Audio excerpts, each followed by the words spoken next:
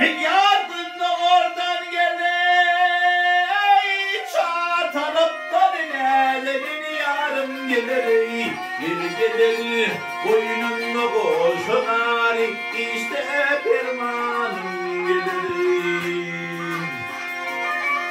Yar atlarında bu gelin benim namazım ağrım gelir. Gelir otur saldım kucağına, öptü bir yan sözümü.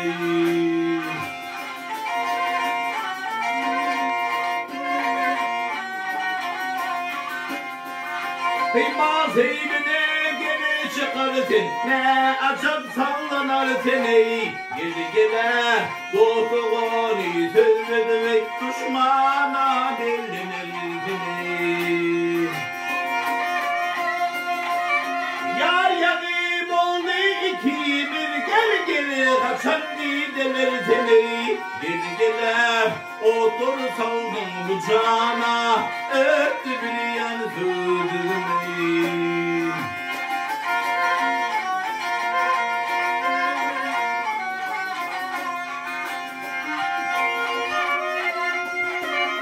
Yar gönlüm insan geri yürüdü, ey böyle sallanıp geldi. Geldi, senin yanında bulduk, kira incamın bildi.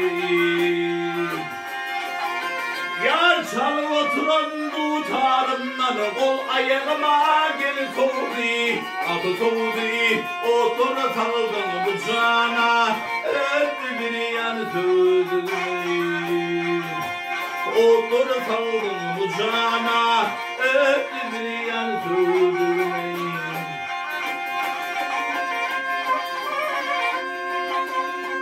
Yar aşıklar arasında gelir kaygı olmaz elbette. Elbette birbirini görünce hop gülüp oynar elbette. Yaşa bolanın gida gelir mi gelerek elbette. Elbette kerde kerde halından gel haber alır elbette.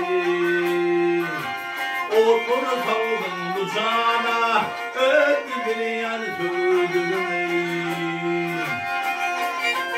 Hey tövdüğüm gel tövdüğüm, hey. Hey tövdüğüm gel tövdüğüm, hey. Otur saldım kucağına, öptü bir yan sözümü.